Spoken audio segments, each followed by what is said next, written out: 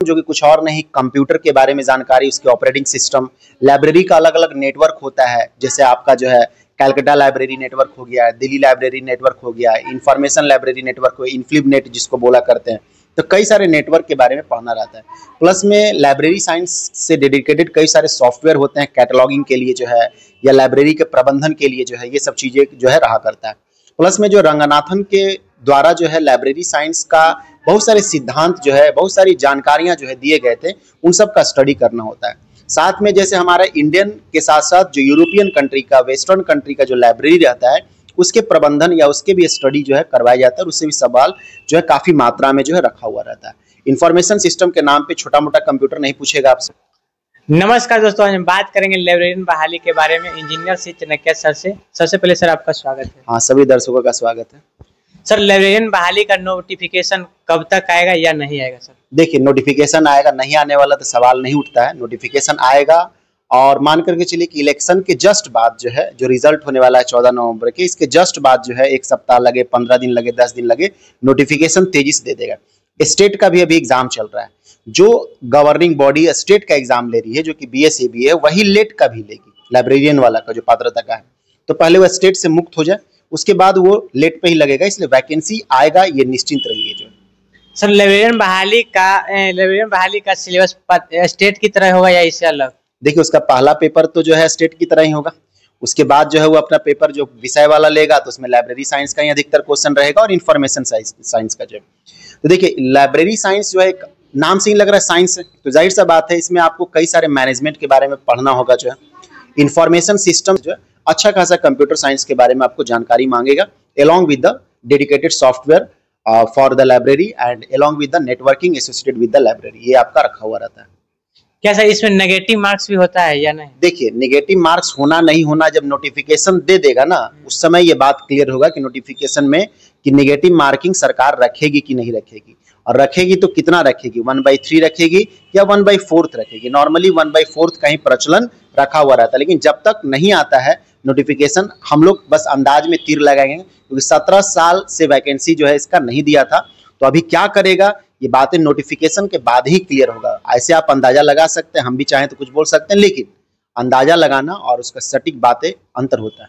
क्या sir TRE-4 का बहाली कब तक आएगा? सर देखिए, TRE-4 वाला जैसे स्टेट लिया है, पहले स्टेट का तो पहले रिजल्ट निकालेगा, जो कि मान के चलिए रिजल्ट निकालते निकालते इसको दिसंबर के आसपास में समय लग जाएगा जो है। और उसके बाद TRE-4 सरकार जैसे प्रतिबद्ध भी है, मजबूर भी है, छात्र मानेगा भी नहीं, TRE-4 तो लेना ही लेना होगा। अब 1,20,000 देगा या नहीं देगा, ये बात का जो है थोड़ा संदेह है। मान के चलिए 1,20,000 नहीं ही देगा, क्योंकि सरकार पहले भी जब मिला था डेलीगेट्स जो है आपको सुनील कुमार सिंह से, तो वो साफ बोले थे कि 27,000 के आसपास हम देंगे जो है, थोड़े बहुत सीट बढ़ाएंगे जो है। तो थोड़े बहुत सीट बढ़ाने का मतलब 30,000 35,000 होता है, तो अंडर 50,000 50,000 के अंदर में ही इसमें मिलने वाला है। इससे ज्यादा जो है नॉर्मली नहीं देगा। बाकी सरकार का अपना नियत अच्छा होगा तो दे भी सकता है। सर, लाइब्रेरियन के छात्रों को लिए क्या क्या पढ़ना की वैकेंसी आएगा तो उसको फायदा होगा? देखिए, ये बात सबसे जरूरी में से है कि लाइब्रेरी का वैकेंसी तो जो है आएगा ही आएगा। नोटिफिकेशन आएगा, आपका लेट होगा, उसके बाद आपका जो लाइब्रेरियन का जो है वैकेंसी जो है क्रिएट होगा जो, और इसका अधियाचना भी हो चुका है, और सरकार इसके लिए तैयार भी हो चुकी है। ठीक है, बस बीच में इलेक्शन का बात आ गया, और थोड़ा सरकार भी मतलब सोच ली कि इलेक्शन के बाद करेंगे। चाहती तो अभी भी कर सकती थी, स्टेट का भी एग्जाम हो रहा है ना, चाहती थी लेट ले सकती थी, लेकिन अभी नहीं ले रही है, स्टेट के बाद वो लेगी जो। अब बात है कि पढ़ाई तो आपको करना होगा, क्योंकि आपका वैकेंसी भी निकलेगा, नोटिफिकेशन भी आएगा, सब होगा, और पढ़ाई नहीं रहेगा तो छट जाएगा जो। तो आपको एक लाइब्रेरी साइंस पे अच्छा से स्टडी करना होगा। कोई आपको टेक्स्ट बुक, और उसके बाद क्वेश्चन बैंक। जो कई लोग होते हैं क्वेश्चन बैंक मारने के चक्कर में, आप एक बात बताइए, आपको मैट्रिक का एग्जाम देना रहता, 12th का एग्जाम देना रहता है, ग्रेजुएशन का एग्जाम देना रहता है, या रेलवे का एग्जाम देना, खाली क्वेश्चन मार करके चल जाएगा तो काम चलेगा नहीं। आपको पीछे का जानकारी होना चाहिए, उसका थ्योरी पता होना चाहिए।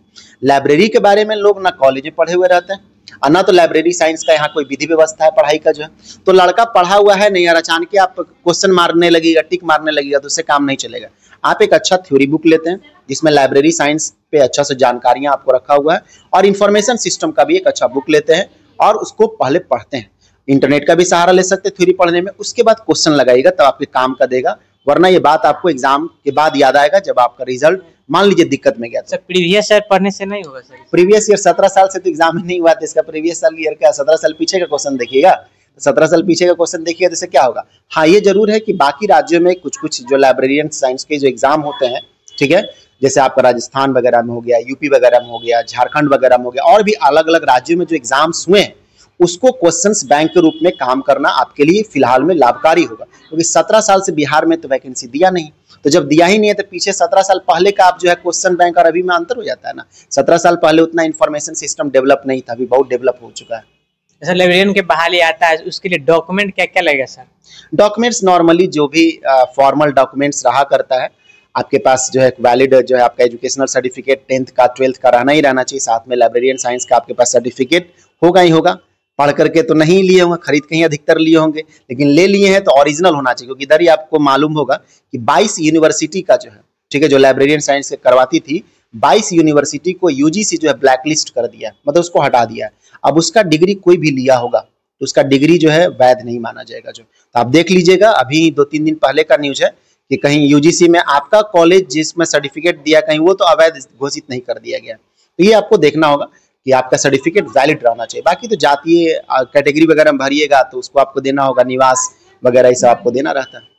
सर क्या लाइब्रेरियन के यहाँ क्लास होता है सर? यहाँ पे लाइब्रेरियन साइंस का जो यहाँ पे क्लास ऑनलाइन जो है रखा हुआ रहता है। बाकी कुछ कई लोग हमसे पीडीएफ वगैरह मांगते रहते हैं, बहुत सारे लोग अलग अलग चैनलों के माध्यम से हम जानकारी दिए, तो हम आप में भी दे रहे हैं कि 9065604488 9065604488 इस पे व्हाट्सएप करते हैं और पीडीएफ मांगते हैं लाइब्रेरी साइंस के लिए, तो आपको भेज दिया जाए। कुछ लोग चूक जाते हैं, मान लीजिए नहीं हम भेज पाते हैं, तो आप समझिए कई लोग का मैसेज रहता है, कितना एक एक करके आदमी भेज पाएगा, तो आप बाद में ही कभी कभी चूकता है तो फिर बाद में याद दिलाने पे भेज देते हैं। देखिए, लाइब्रेरियन के बारे में एक एक पहलू पर हम बात किए हैं। वीडियो के बारे में आप क्या सोचते हैं कमेंट बॉक्स में जरूर बताइएगा। वीडियो को